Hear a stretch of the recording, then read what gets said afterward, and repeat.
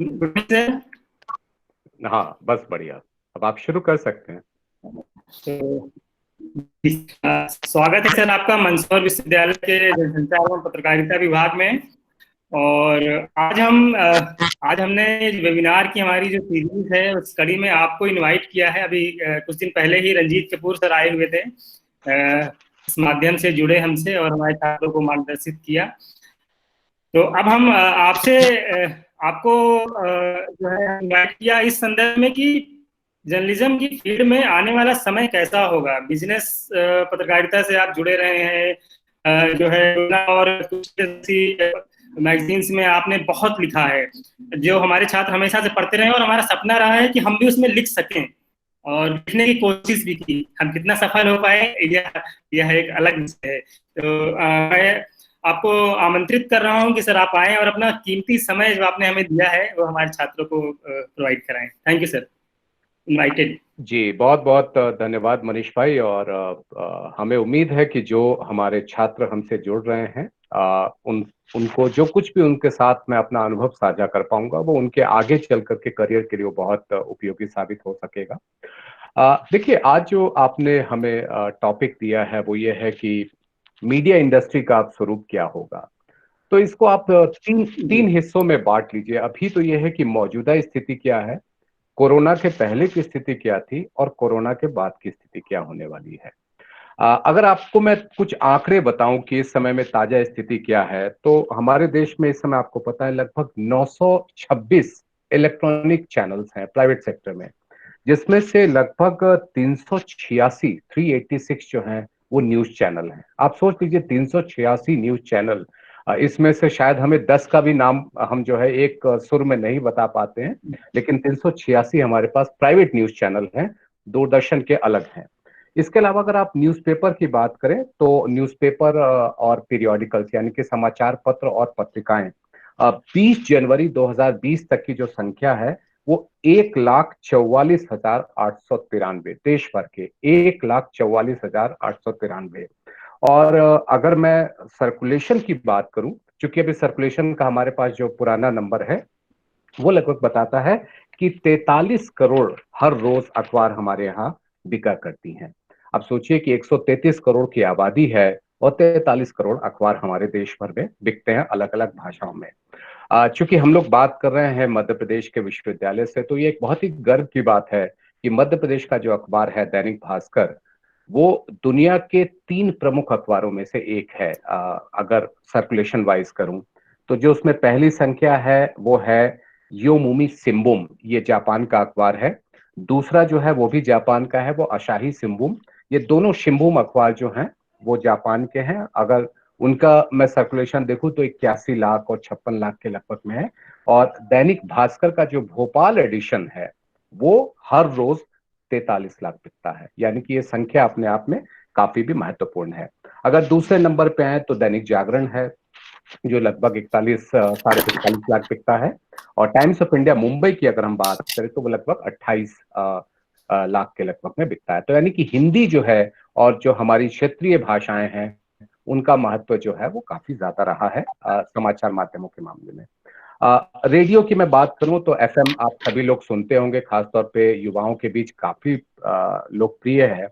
तो अगर all India radio का एफएम आप सुनते हैं तो लगभग 458 एफएम स्टेशन हैं देश भर में ऑल इंडिया रेडियो के खाली।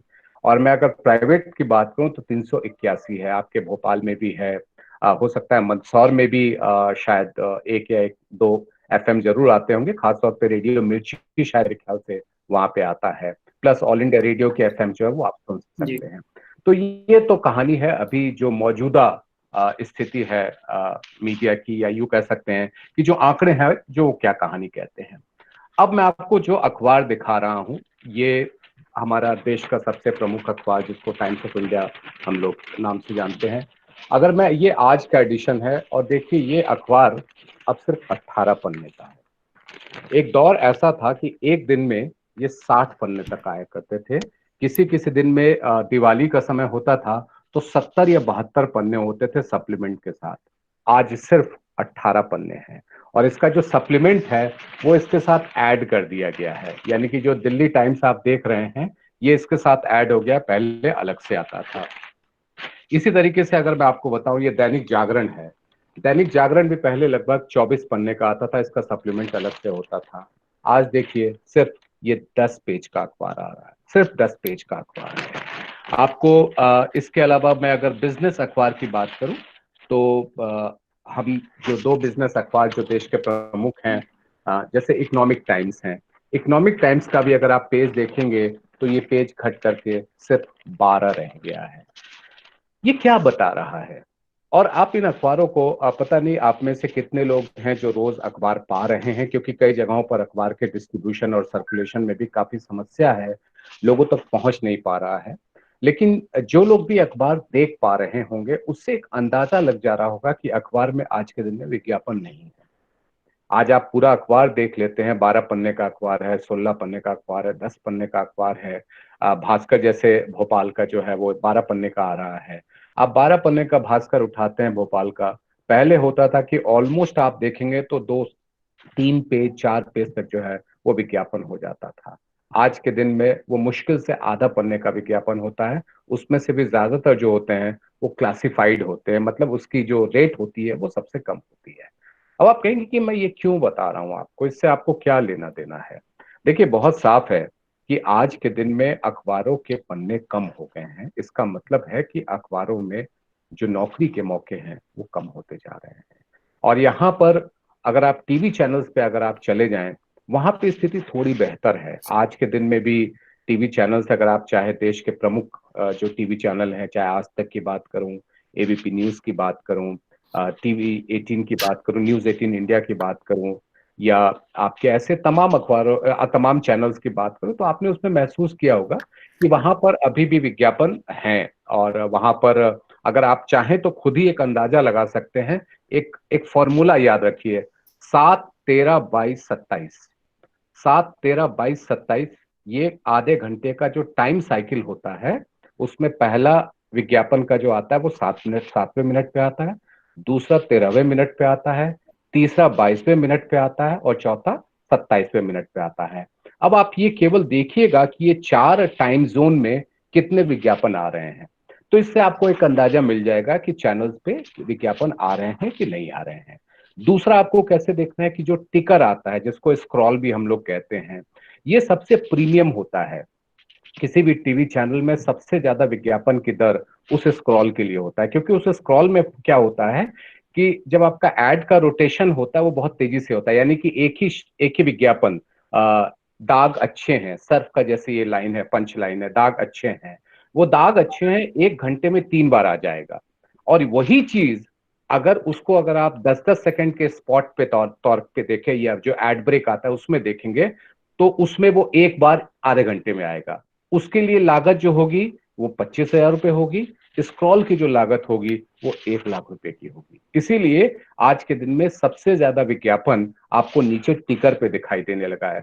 आपने ये भी महसूस किया होगा कि कई बार घर में जब आप बैठे होते हैं तो आप आवाज बंद कर देते हैं, आवाज बंद करके टीवी देखते हैं। खासतौर पे न्यूज चैनल में, और एंटरटेनमेंट चैनल की बात अलग है।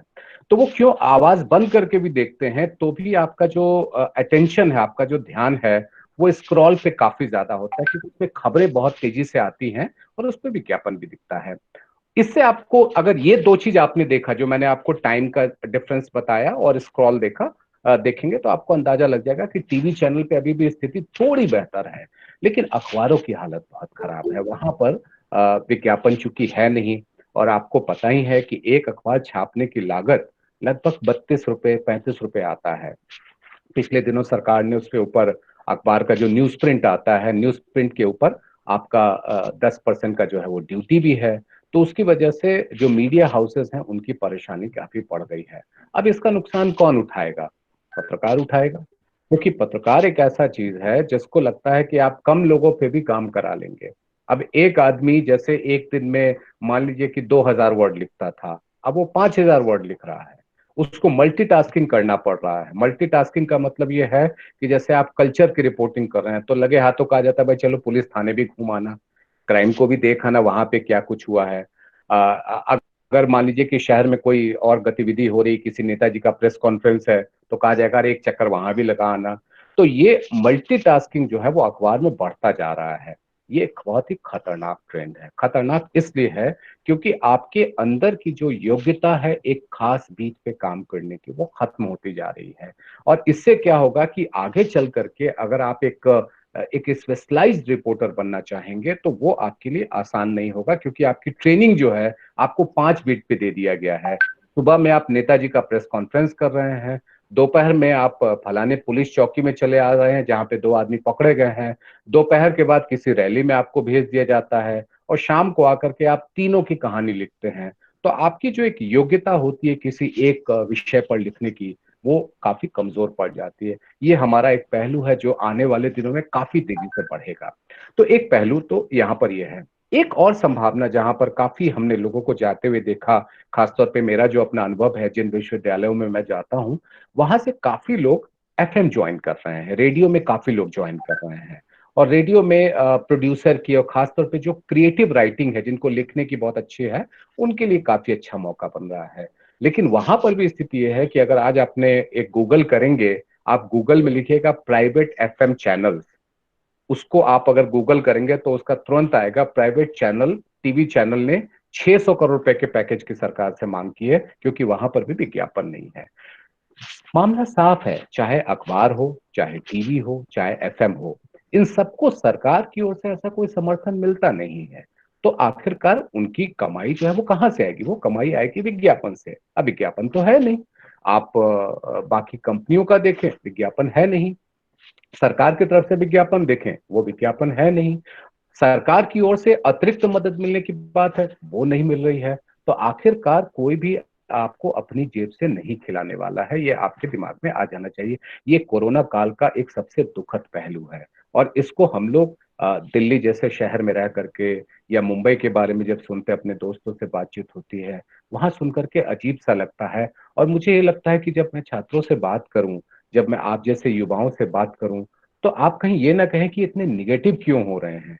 मैं निगेटिव नहीं हो रहा हूं, मैं आपको सच्चाई बता रहा हूं कि इस समय की स्थिति ये है, जहां पर जो लोग नौकरी में हैं, उनकी नौकरी पे बनाई है। पहले तो उनको तनख्वाह में कमी उठानी पड़ी, फिर उसके बाद अब बारी हो रही कि छटनी की। आपने देखा होगा तमाम जगहों पर, तमाम संस्थानों में। और ये मीडिया अकेला कोई इंडस्ट्री नहीं है, ऐसा नहीं है कि मीडिया में ही छटनी हो रही है। आज अगर आपने पढ़ा होगा, अगर आपने ओला उबर का नाम सुना होगा, ओला ने एक झटके में अपनी चौथाई जो एम्प्लॉय फोर्स है उसको हटा दिया है। इंडिया बुल्स करके एक रियल एस्टेट कंपनी है, उसने अच्छे खासे लोगों की छटनी कर दी है। तो कोई मीडिया अकेला नहीं है। तो ये कोरोना का मौजूदा दौर है।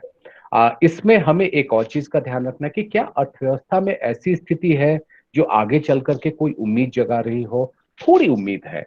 थोड़ी उम्मीद इसलिए मैं कहूंगा क्योंकि अगर आप देखेंगे, चूंकि मैं अर्थशास्त्र का छात्र रहा हूं, तो कुछ आर्थिक बातें भी आपसे कर सकता हूं। जो दुनिया के बाकी देशों की कहानी है, इस समय में जो अनुमान है कि 170 देश मंदी की चपेट में आ सकते हैं।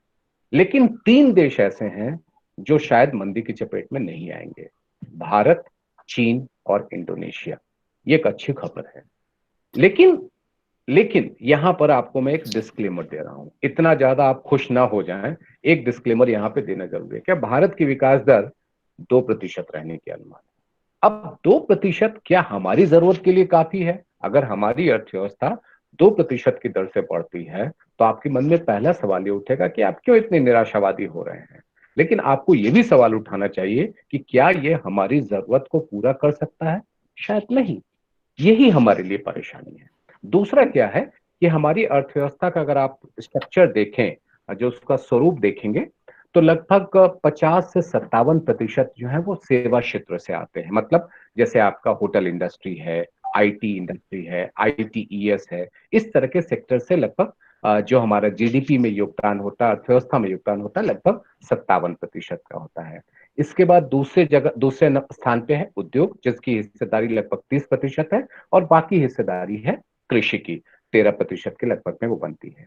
अब आप अगर सेवा क्षेत्र की बात करेंगे, देखिए हवाई जहाज जमीन पर है, होटल बंद है, रेस्टोरेंट बंद है। जो वहां पर जिसको कहते हैं कि वहां पर जो योगदान अर्थव्यवस्था में आना चाहिए था, वो नहीं आ रहा है। और दूसरी बात आपको ये भी ध्यान में रखना है कि ये वो क्षेत्र हैं जो अर्थव्यवस्था के दूसरे क्षेत्रों को भी चलाने में काफी मदद करते हैं।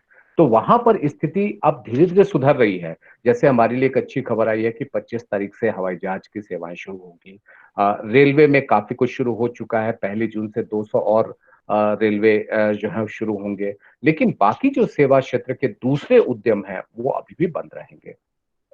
उद्योग की बात करिएगा तो उद्योग में एक अच्छी बात यह आई है कि सभी जगह पर एसेंशियल और नॉन एसेंशियल यानी कि आवश्यक और जो गैर आवश्यक या अनावश्यक चीजें हैं उनकी भी सप्लाई जो है वो अब शुरू की जा चुकी है। जैसे आपने मोबाइल फोन देखा होगा, अब आप मोबाइल फोन मंगवा सकते हैं, और अपने घर पे आप चाहें तो टीवी मंगवा सकते हैं। आपके घर में अगर कूलर खराब हो गया, कूलर मंगवा सकते हैं। एयर कंडीशनर आपको खरीदना हो वो आप खरीद सकते हैं। ये चीजें शुरू हो गई हैं। लेकिन क्या ना, एक हिचक है। हिचक क्या है कि मैं खर्च करूं या ना करूं, क्योंकि मुझे पता नहीं कि मेरा कल क्या रहेगा। और जिस तरह से श्रम की स्थिति है, लेबर की स्थिति, आपको पता ही होगा कि देश में अगर 44 करोड़ श्रम शक्ति है तो उसमें से बामुश्किल 3 करोड़ ऐसे हैं जो सरकारी क्षेत्र में हैं। 40 से 41 करोड़ जो है वो निजी क्षेत्र में हैं। और उस निजी क्षेत्र में भी 40 से 41 करोड़ में ज्यादातर जो लोग हैं वो अनौपचारिक क्षेत्र में हैं। इनके सर पे तलवार ज्यादा लटकी हुई है। तो ये वो लोग हैं जो कंज्यूमर भी हैं, जो उपभोक्ता भी हैं।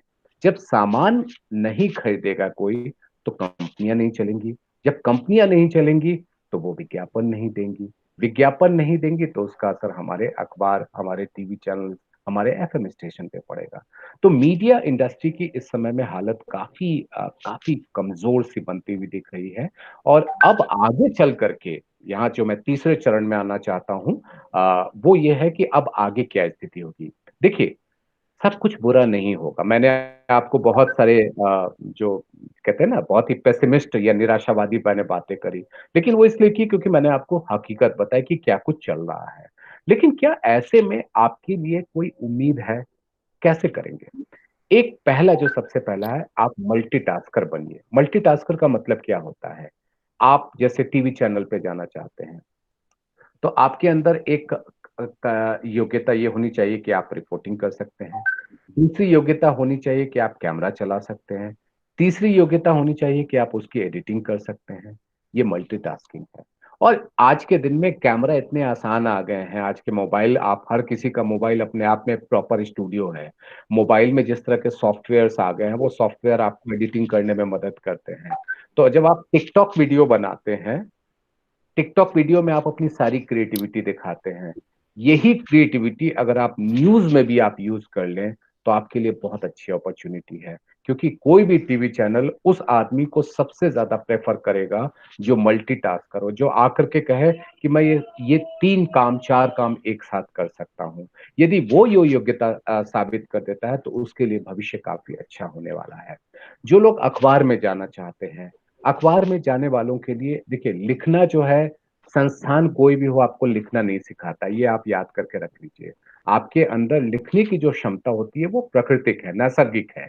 मैं एक अगर अच्छा लेख या एक अच्छी कविता लिख लेता हूं तो इसमें कोई संस्थान के सिलेबस के हिसाब से चलने पर नहीं लिख पाता हूं। वो मेरी अपनी योग्यता होगी तो मैं कर सकता हूं। और आप सभी जितने भी छात्र इस बातचीत में जुड़े हुए हैं उन सभी छात्रों के बीच में ये योग्यता है। आपके अंदर वो कहते हैं ना कि आप अपने शब्दों को पिरो करके एक लेख में बांध करके सामने रख सकते हैं। वो योग्यता साबित करने का आपको मौका है। देखिए, आज के दिन में ऑर्डिनरी से काम नहीं चलेगा।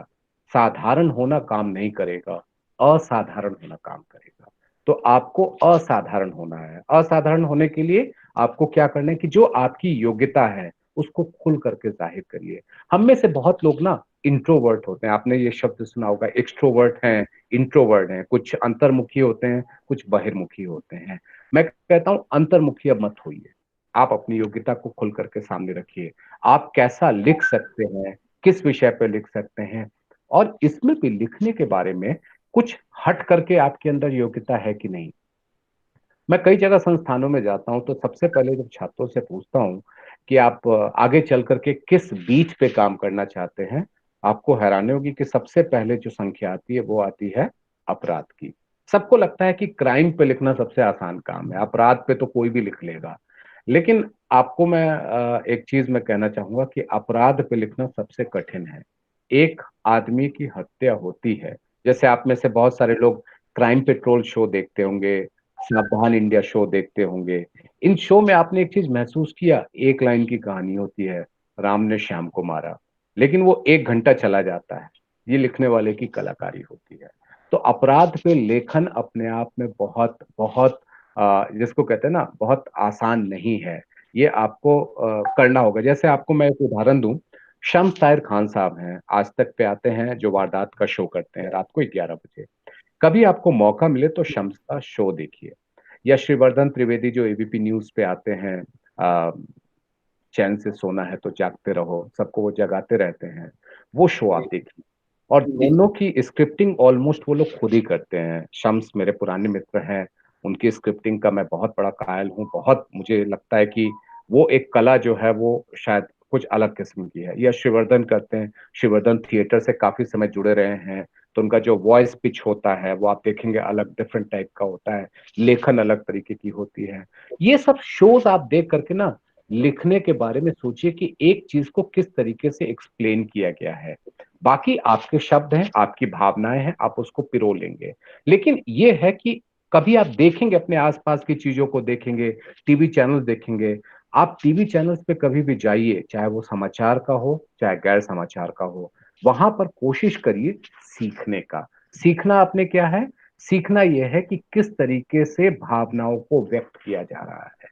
ये अगर आपके अंदर वो चीज जो आपके अंदर है, आपकी आपके अंदर वो छिपी हुई कला है, वो कभी बाहर नहीं आ पाई है। ये वो समय है कि आप इसको मांझे, आप उसको सामने रखें, और वो कर सकते हैं, हर कोई कर सकता है। मेरी अपनी व्यक्तिगत राय ये है कि हर व्यक्ति के अंदर एक ना एक छिपी प्रतिभा होती है। कुछ व्यक्तियों के अंदर अपने शब्दों को कविता के रूप में होती है तो वो कवि बन जाता है। कुछ व्यक्तियों के अंदर शब्दों को एक लेख के रूप में होता है तो वो लेखक बन जाता है। कुछ के अंदर कहानी को में तब्दील करने की कला होती है तो वो कहानीकार बन जाता है। कुछ लोग दर्शन की बातें करते हैं तो वो दार्शनिक बन जाते हैं। ये सबके अंदर है। ये सिर्फ आपको निकालने की जरूरत है, और ये निकालना मुश्किल नहीं है। बस फोकस करना है, कंसंट्रेट करना है। और आज जब बड़ी चुनौती आ चुकी है, आज आपको मालूम है कि हम लोग जब, आज मेरे 25 साल हो गए इस प्रोफेशन में। जब मैंने नौकरी शुरू किया था तो मेरे आगे कतार में 10 लोग खड़े थे। आज मैं देखता हूँ वहां कतार में 100 लोग खड़े होते हैं या 200 लोग खड़े होते हैं। तो हमारा 1:10, मतलब हमारा मुकाबला कितना बड़ा हो गया। पहले हम 9 लोगों से मुकाबला कर रहे थे, अब हम 199 लोगों से मुकाबला कर रहे हैं। और उस 199 लोगों से मुकाबला करने में क्या है, जैसे हमारा अपना अनुभव है, जब हम लोग कैंपस प्लेसमेंट के लिए जाते हैं इंटरव्यू करने के लिए, या कई बार मुझे ऐसे भी इंटरव्यू के लिए एडमिशन के समय में बुलाया गया है, तो ज्यादातर जब मैं बात पूछता हूँ कि आप आगे क्या करोगे, तो यकीन मानिए ज्यादातर लोगों का जवाब होता है जो कहेंगे कर देंगे। ये जवाब आपने नहीं देना है। ये जवाब आपके भविष्य के लिए सबसे खतरनाक जवाब है। आपको जवाब ये देना है कि मैं ये कर सकता हूं, मेरे अंदर मुझे लगता है कि इस बात की क्षमता है, अगर मुझे मौका मिला तो हम इस पे काम कर सकते हैं। कभी भी मत ये कहिएगा कि आप कहेंगे या जो कहेंगे हम कर लेंगे। कभी नहीं। ये आपके लिए, और खास तौर पे जैसा मैंने कहा कि कतार देखिए, 200-300 लोगों की कतार है, आपको 299 लोगों से मुकाबला करना है, कैसे अलग दिखेंगे? तो वो अलग दिखने के लिए ये चीज आपके अंदर होना जरूरी है। चौथी और जो एक महत्वपूर्ण बात है, जो आखिरी बात भी होगी, उसके बाद आप चाहें तो अपने सवाल पूछ सकते हैं। वो बात ये है कि आप कभी भी अपने आप को अंडर एस्टिमेट मत करिए, ओवर कॉन्फिडेंट मत होइए। अति आत्मविश्वास गलत है, कम आत्मविश्वास गलत है, अंडर एस्टिमेट होना गलत है। और आप अपने आप को साबित करने के लिए जब तक किसी को कहेंगे नहीं, कोई आपको बुला के नहीं कहेगा कि भाई साहब आप साबित करो। आप अपने आप को ऑफर करेंगे कि मैं अपने आप को साबित कराना चाहता हूं। ये वाली अगर बात आ जाएगी तो आज जो मीडिया के फील्ड में हम लोग कंपटीशन देख रहे हैं, बहुत कंपटीशन है, बहुत ज्यादा कंपटीशन है, सप्लाई एक्सेस हो गया है। अर्थशास्त्र में कहते हैं ना, मांग और आपूर्ति का नियम चलता है कि कितनी मांग है और कितनी आपूर्ति है। आज के दिन में आपूर्ति बहुत ज्यादा है, मांग कम है। और ज्यादातर मांग जो है वो ये है कि आप मल्टीटास्कर है कि नहीं, कि एक साथ आप 4 काम कर सकते हैं कि नहीं। अगर ये कला आपके अंदर विकसित हो जाती है तो आगे चल करके आप एक अच्छे पत्रकार के रूप में विकसित हो सकते हैं। तो मेरी बातों का ध्यान अगर रखेंगे, मैंने आपको वही कहा है जो मेरा अनुभव था। मैंने जो सीखा है इस फील्ड में वो आपके साथ साझा किया है। और मुझे लगता है कि अगर थोड़ा बहुत भी जो कुछ भी मैंने हासिल किया है वो इन्हीं सब चीज़ों के बदौलत किया है। मैंने भी पढ़ाई की है, मैंने भी पत्रकारिता की पढ़ाई की है, मैंने भी अर्थशास्त्र की पढ़ाई की है। ठीक है, लेकिन जब मैंने नौकरी जब शुरू किया था, तो मुझे पहले ही दिन झटका लगा था कि ये कॉलम का हमें बताया गया था कि इंट्रो का साइज़ जो है मैं अखबार की बात कर रहा हूँ, 5 सेंटीमीटर होना चाहिए और ओपनिंग सेंटेंस जो है, वो आपका 7 या 8 वर्ड या मैक्सिमम 10 वर्ड होना चाहिए और उसके पीछे तर्क ये दिया गया था कि 1 सेकंड में आप 3 शब्द औसतन बोलते हैं। तो अगर एक पाठक के नज़रिए से सोचिए कि जब वो पढ़ रहा होता है, तो कहते हैं ना कि उसको सांस लेने की जो एक होती है, क्या उस लाइन को पढ़ते-पढ़ते वो सांस ले पा रहा है? आप देखेंगे ज़्यादातर अखबारों में चाहे वो हिंदुस्तान हो, चाहे दैनिक भास्कर हो, अमर उजाला हो या टाइम्स ऑफ इंडिया हो, उनका इंट्रो मैंने कई बार वर्ड काउंट किए हैं, 70-70 वर्ड के इंट्रो रहे हैं। 70 वर्ड का इंट्रो सोचिए, आप सांस भी नहीं ले सकते हैं। तो ये चीज़ें पहले दिन मुझे झटका लगा था, जब मैंने लिखा कि छोटा ले लाइन लिखा, उसको बाद में जब एडिट हो करके जब जो हमारे कॉपी एडिटर थे, जब उन्होंने एडिट करके मुझे भेजा, तो मैंने देखा कि उसमें करीबन 44 या 45 शब्द हैं, एक वाक्य में। तो मुझे बड़ा हैरानी हुआ, मैंने उनको जाके कहा, मैंने कहा सर ये तो मतलब कैसे पढ़ेगा? पाठक तो पढ़ ही नहीं सकता, उसको ब्रीथिंग स्पेस ही नहीं है। उन्होंने कहा नहीं यही स्टाइल चलता है, यही चलेगा। तो ये भी आपको सुनने में मिलेगा। कई लोग आपसे कहेंगे कि अरे यही चलता है, ऐसे आपको करना होगा। बात सही है, करिए, लेकिन उसके साथ-साथ आप अपने आप की भी जो शैली है, आपकी अपनी शैली है, उसको भी विकसित करिए। देखिए भविष्य चुनौतीपूर्ण है, आने वाला दिन काफ़ी चुनौतीपूर्ण है, लेकिन ये हम नहीं कह सकते कि सब कुछ खत्म हो गया है। मैं यही कहूँगा कि उम्मीद, होप एक ऐसा शब्द है, उम्मीद एक ऐसा शब्द है, जो आपको कहीं न कहीं से एक साहस देता है, ढाढ़स देता है, हिम्मत बँधाता है। ये वही दौर है, जब होप जो है हमें उम्मीद का बँधा रहा है। आप सभी लोग अच्छा करेंगे और अगर आपके कोई सवाल हो तो उनका मैं जवाब देने के लिए तैयार बहुत धन्यवाद सर, आपने कीमती समय दिया हमें। इसके साथ ही मेरा एक सवाल ये भी है कि अब अखबारों में स्वास्थ्य से जुड़ी और अर्थव्यवस्था से जुड़ी क्या खबरों का आवागमन शुरू हो जाएगा? अब इस फील्ड पर ज़्यादा रिपोर्टिंग की जाने लगेगी बिल्कुल, बिल्कुल देखिए आने वाले बिज़नेस समय की में? मैं बात बताऊँ चूँकि मैंने 25 साल बिज़नेस की पत्रकारिता की है और मेरी पहली नौकरी थी, मैं संस्थान का नाम नहीं ले रहा हूँ आपके सामने। अ, मैं वहाँ पे जी। जब गया तो हम लोग करीबन 6 लोग एक साथ जॉइन किए थे एक ऑल इंडिया लेवल एग्ज़ामिनेशन के बाद। तो हम 6 लोगों में सबसे पूछा जा रहा था, "आप कहाँ जाएँगे, आप कहाँ जाएँगे?" तो एक ने कहा स्पोर्ट्स पे जाएँगे, एक ने कहा पॉलिटिक्स पे जाएँगे, एक ने कहा स्टेज पे जाएँगे। मुझसे पूछा गया तो मुझसे मैंने कहा कि मैं बिज़नेस बीट पे जाऊँगा या बिज़नेस डेस्क पे जाऊँगा। तो मेरे जो संपादक थे वो मुझे ऊपर से नीचे देखे और उन्होंने 4 बातें मुझे सुनाई। बोला हमारे संस्थान में वो आदमी जो कुछ नहीं कर सकता उसको हम बिज़नेस डेस्क पे भेजते हैं। मुझे बड़ा झटका लगा था क्योंकि मैं अर्थशास्त्र का छात्र रहा। मेरे मन में हमेशा था कि मैं आर्थिक मुद्दों पे लिखूँगा, शुरू से ही था। अब अचानक जो है ये लाइन सुनना कि हमारे यहाँ जो कुछ नहीं कर सकता हम उसको बिज़नेस डेस्क पे भेजते हैं, तो मुझे लगा कि मेरा भविष्य तो अब खत्म हो गया, मेरा अंधकारमय है, मेरा कुछ नहीं हो सकता। लेकिन यकीन मानिए कि जब हम बिज़नेस डेस्क पे गए, वहाँ पे मुश्किल से 3 आदमी थे और 2 लोग क्या कर रहे थे पता नहीं है। हमसे सीनियर थे, उनकी बुराई भी मैं नहीं कर सकता पब्लिक तौर पे। लेकिन इतना ही कहूँगा कि वो क्या कर रहे थे मुझे नहीं पता। लेकिन उन्होंने एक मेरे ऊपर उपकार ये किया कि ज़्यादा काम मुझे मेरे ऊपर डाल दिया। वो मेरे लिए अच्छा था, उस समय में मुझे गुस्सा आता था कि अरे क्या मज़ाक है यार, ये 2 लोग मज़े कर रहे हैं और हमको सारा काम करा रहे हैं। लेकिन सच मानिए कि अगर वो मुझसे नहीं कराए होते और मेरे ऊपर वाला नहीं थोपे होते, तो शायद आज हम आर्थिक पत्रकार नहीं होते। मुझे लगता है कि आज के दिन में हर किसी को अपने पैसे को लेकर के बहुत चिंता है। अपने आर्थिक स्थिति को लेकर के बहुत चिंता है। वो जानना चाहता है, समझना चाहता है। दिक्कत ये है कि जो अखबार में ख़ास तौर पे जो अंग्रेज़ी अखबार हैं वो उस ऐसी अंग्रेज़ी लिखते हैं जो बहुत ज़्यादा जार्गन वाला होता है। बहुत सारे उसमें शब्द ऐसे होते हैं जो किसी के समझ में नहीं आता है। हम ये मान कर के चलते हैं कि हमारा पाठक जो है, वो सब कुछ जानता है। हमको ऐसा लगता है कि एक पत्रकार होने के नाते सबसे पहली चीज़ हमारे अंदर होना चाहिए कि हमारा पाठक कुछ नहीं जानता है। हमको उसको शिक्षित करना है, हमको उसको जागरूक करना है, हमको उसको जानकारी देनी है और हमें उसको उस स्टोरी में इन्वॉल्व करना है। एक बात हम लोग हमारे बहुत जिनको मैं गुरु कहता हूँ, जिन्होंने मुझे टीवी सिखाया है, आलोक जोशी साहब हैं, जो सीएनबीसी आवाज के संपादक थे।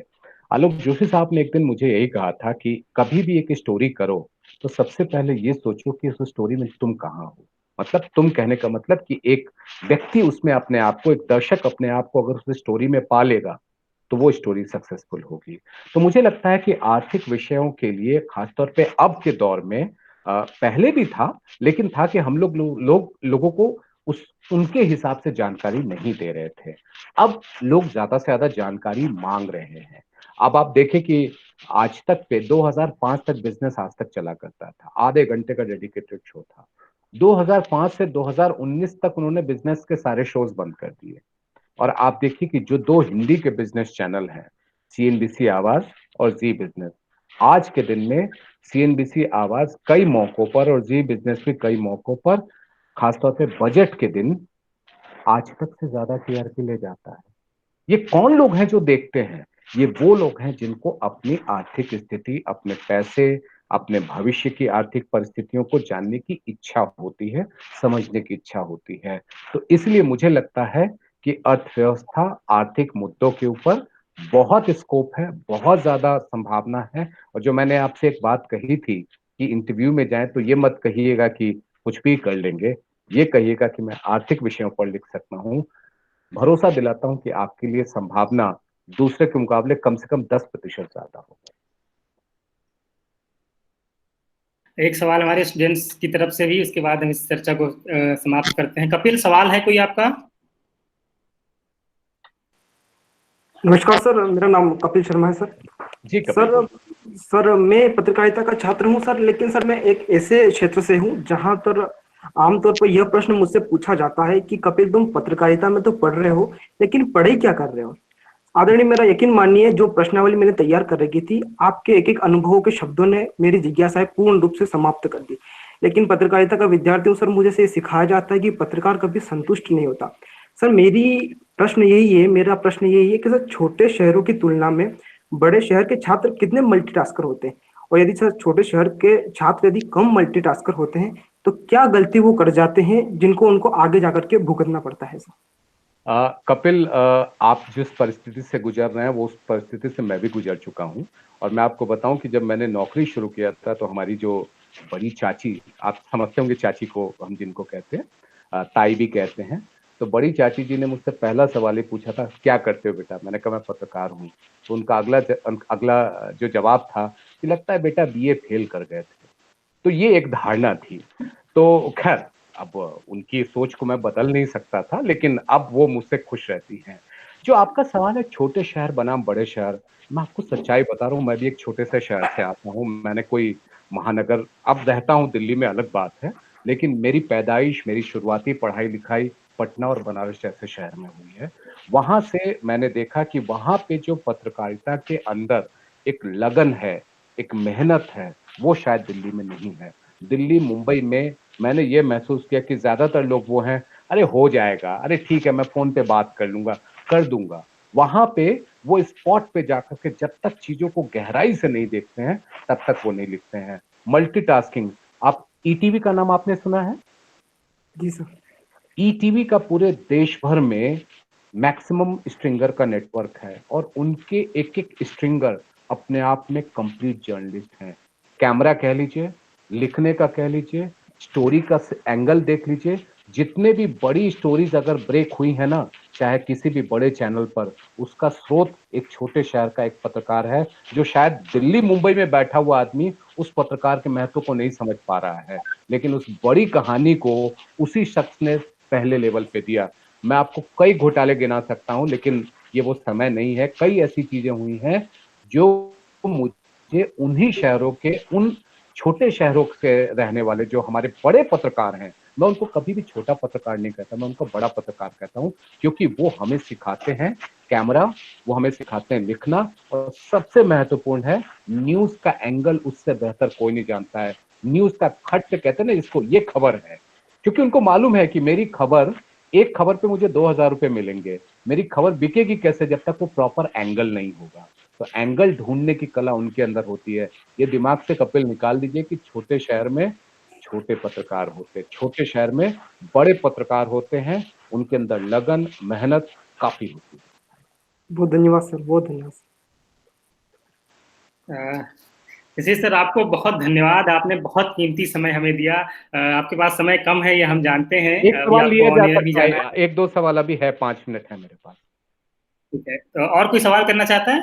जयेश?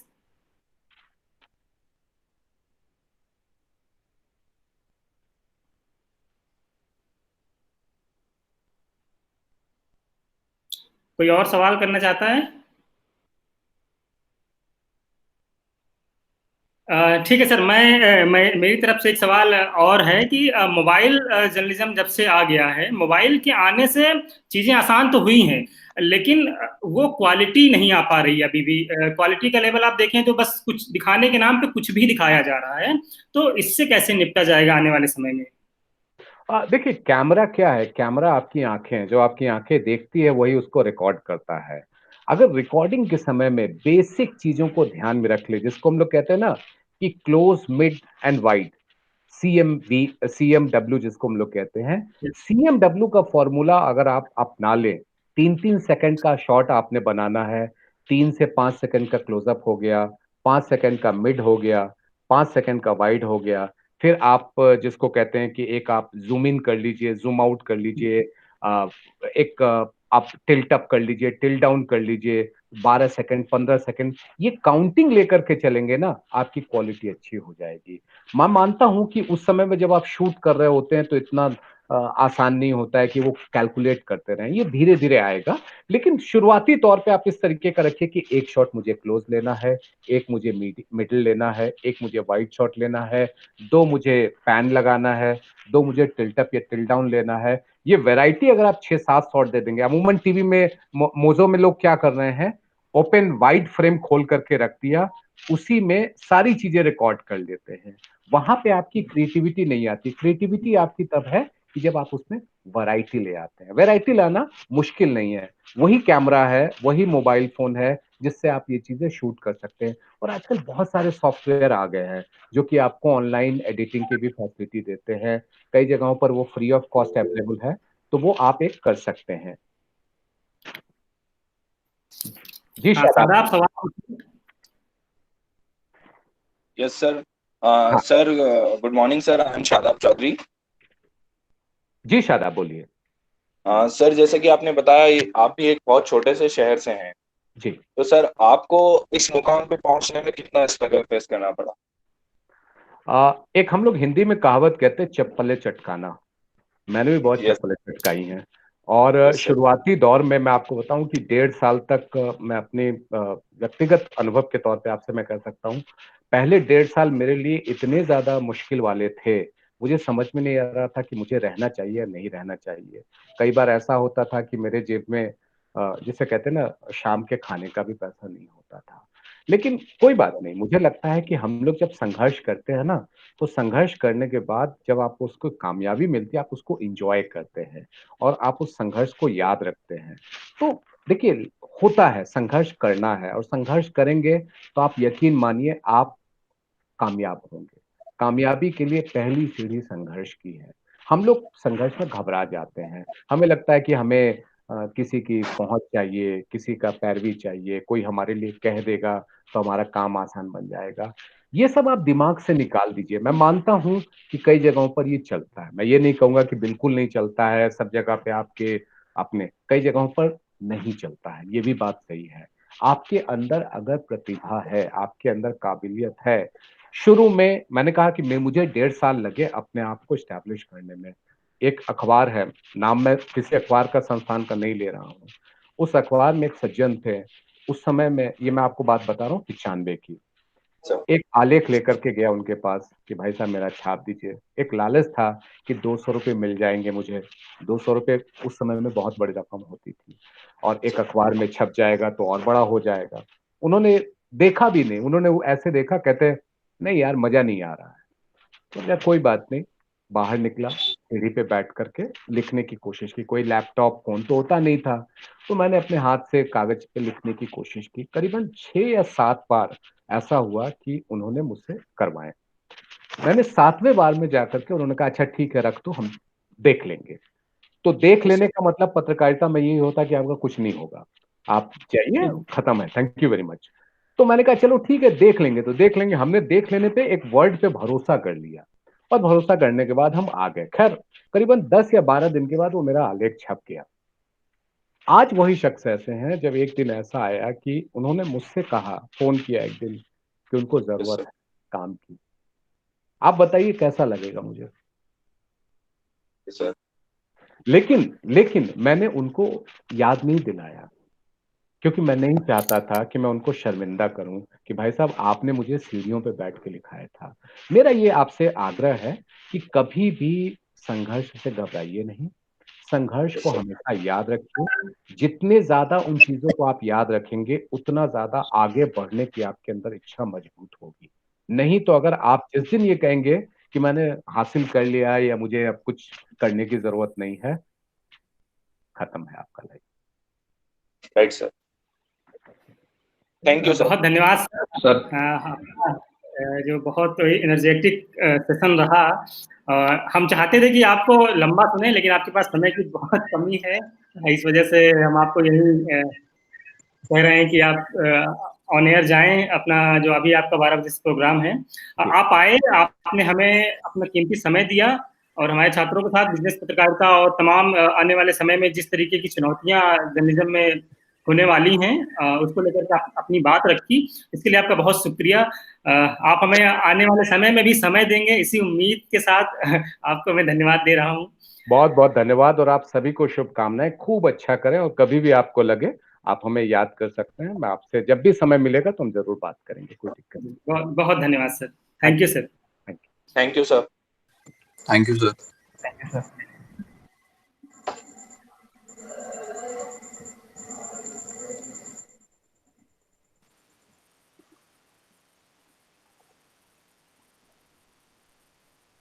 हाँ भाई।